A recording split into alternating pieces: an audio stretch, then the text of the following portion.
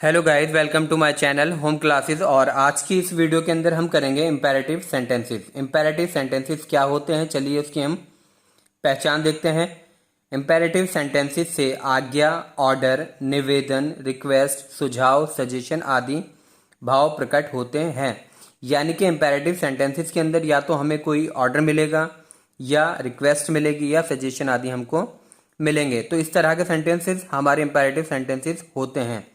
इन वाक्यों में सामान्य रूप से वाक्य का कर्ता सब्जेक्ट छिपा रहता है, और इन वाक्यों के अंदर जो हमारा सब्जेक्ट यानी कि जो कर्ता होता है वो छिपा हुआ होता है।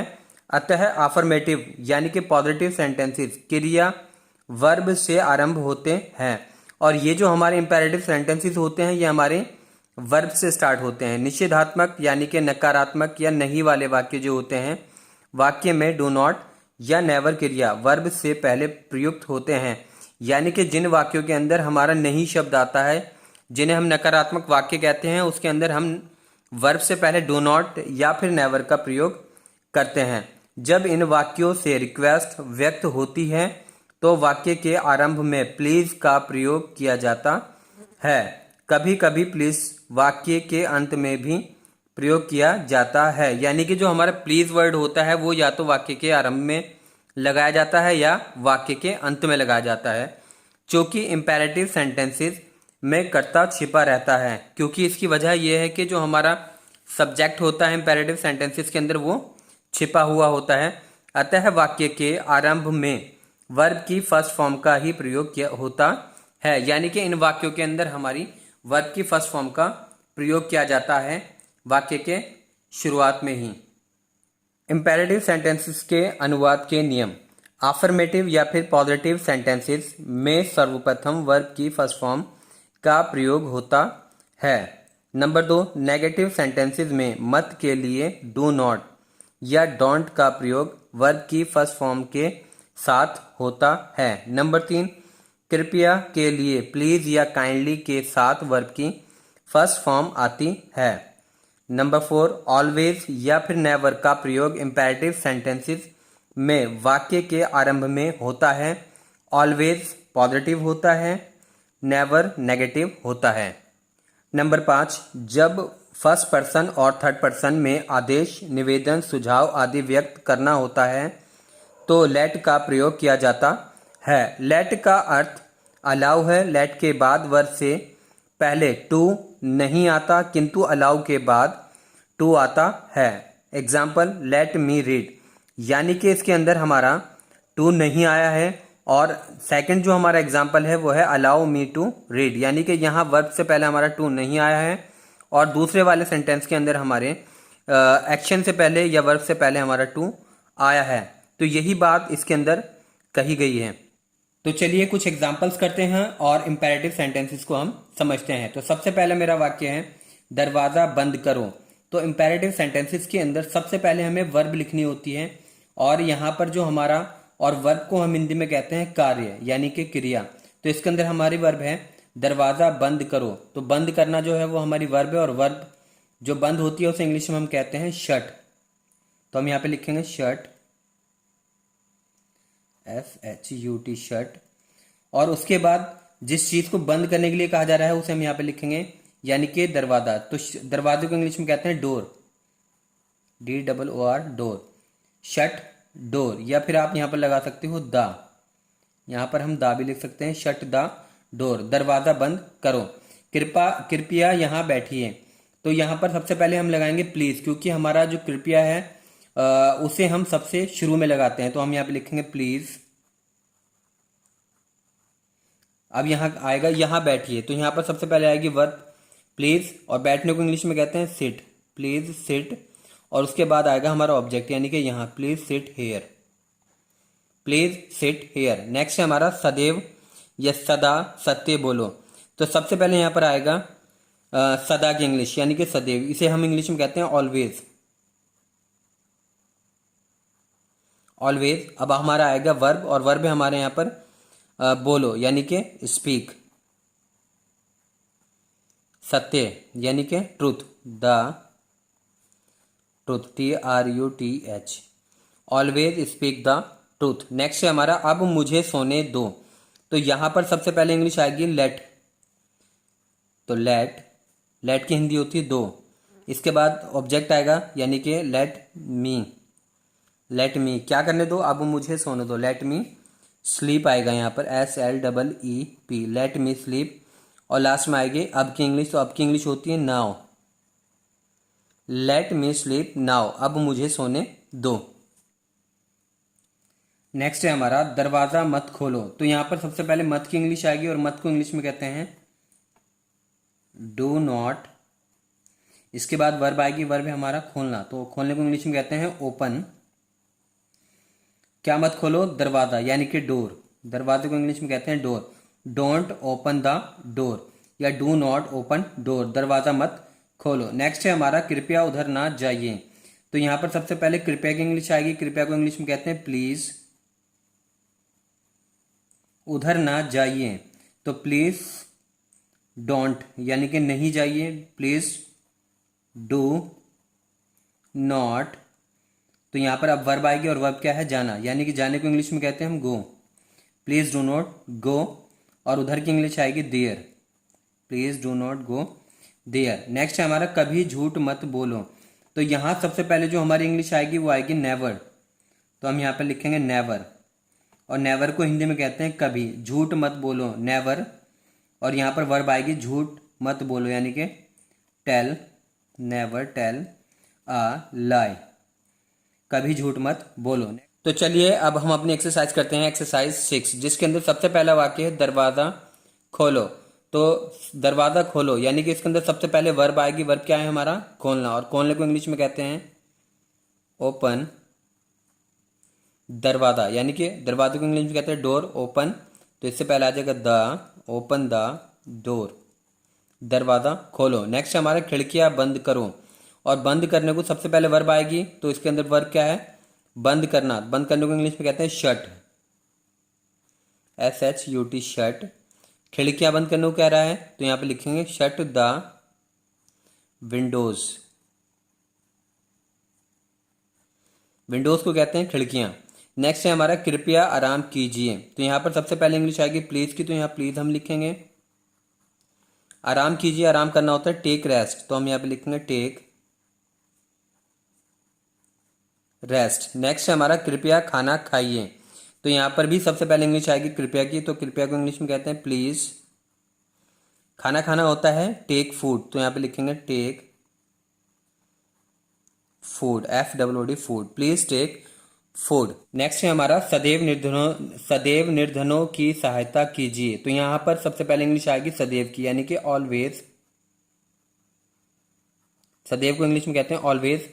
निर्धनों की सहायता कीजिए। तो यहां पर ऑलवेज के बाद आएगी वर्ब। और वर्ब है इसकी सहायता करना यानी कि इसे इंग्लिश में कहते हैं हेल्प। Always help. उसके बाद आएगा निर्धनों की। हेल्प में से होता है मदद करना। ऑलवेज हेल्प किसकी, to the poors. Always help to the poors, सदैव निर्धनों की सहायता कीजिए। नेक्स्ट हमारा कृपया धूप में बाहर ना जाइए। तो यहां पर भी सबसे पहले कृपया की इंग्लिश आएगी। तो हम यहां पर लिखेंगे प्लीज धूप में बाहर ना जाइए। प्लीज तो ना जाने की होगी डोंट यानी कि डो नॉट गो आउटसाइड। धूप में यानी कि in sun. Please do not go outside in sun, कृपया धूप में बाहर ना जाइए। नेक्स्ट है हमारा बेंच पर खड़े हो जाओ। तो यहां पर सबसे पहले वर्ब आएगी हमारी। वर्ब है हमारी खड़े होना। तो क्या आएगा यहां पर, स्टैंड अप। खड़े हो जाओ कहां पर, ऑन द बेंच। बेंच पर खड़े हो जाओ, stand up on the bench. Next है हमारा अपनी पुस्तक पृष्ठ 10 पर खोलो। तो यहां पर जो हमारी वर्ब है वो क्या है, खोलना। तो यहां पर लिखेंगे हम ओपन योर बुक। अपनी किताब खोलो, open your book at page number 10। Open your book at page number 10। अपनी पुस्तक पृष्ठ 10 पर खोलो। नेक्स्ट है हमारा अपना पाठ याद करो। तो यहाँ पर सबसे पहले वर्ब लिखेंगे, अपना पाठ याद करो। तो वर्ब है हमारी लर्न, LEARN, लर्न, याद करो। Your lesson, learn your lesson, अपना पाठ याद करो। नेक्स्ट हमारा कभी किसी की कोई वस्तु मत चुराओ। तो यहाँ पर जो वर्ब आएगी वो उससे पहले हमारा आएगा नेवर, क्योंकि कभी आ रहा है यहाँ पर, तो नेवर। अब आएगी वर्ब, और वर्ब होता है चुराना, और चुराने को इंग्लिश में कहते हैं steal, never, STEAL, steal. Never steal anything to any buddies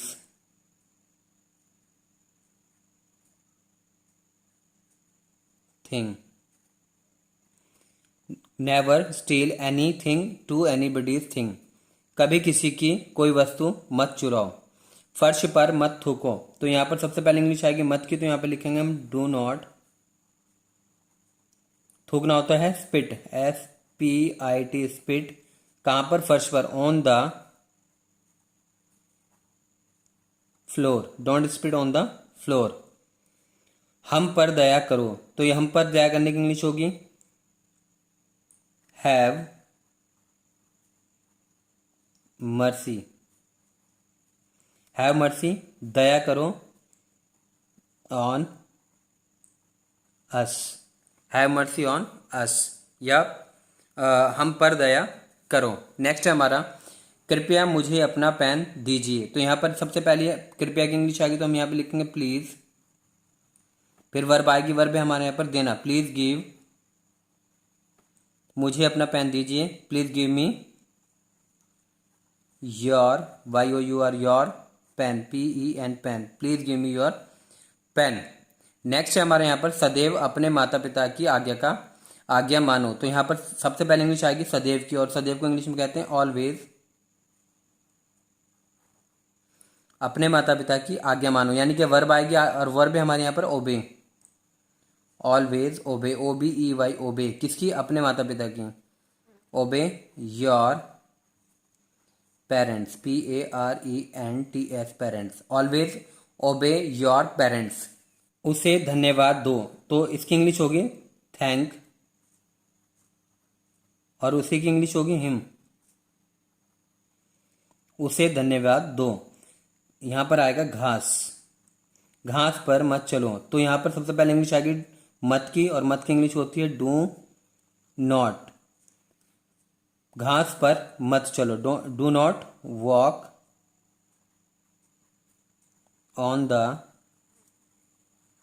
grass, घास पर मत चलो। कृपया धूम्रपान करना छोड़ दो।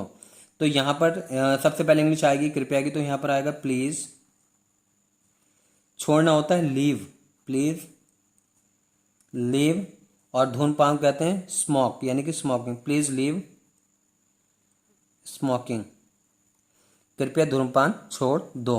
इस बच्चे को थोड़ा सा दूध दे दो। तो यहाँ पर आएगा गिव, यानी कि वर्ब आएगी पहले, गिव सम मिल्क,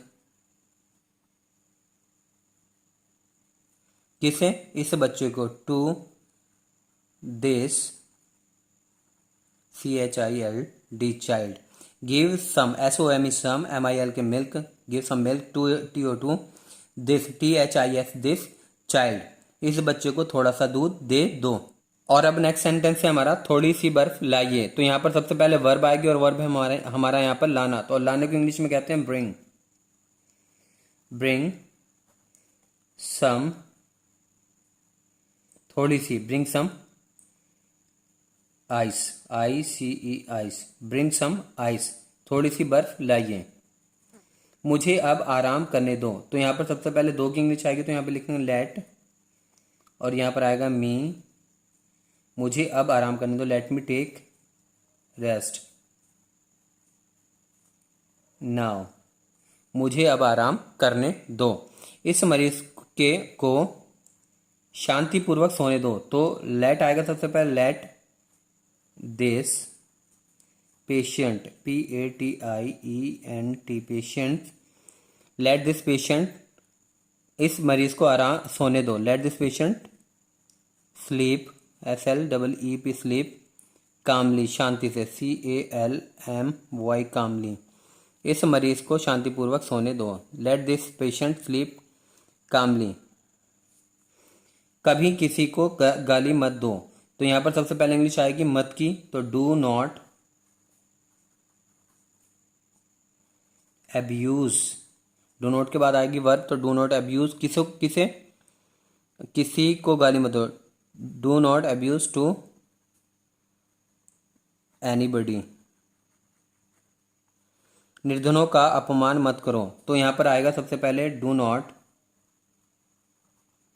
इसके बाद आएगी वर्ब, वर्ब है हमारे यहाँ पर अपमान करना यानी कि इंसल्ट। डू नॉट इंसल्ट किसकी, पुअर को, गरीबों की।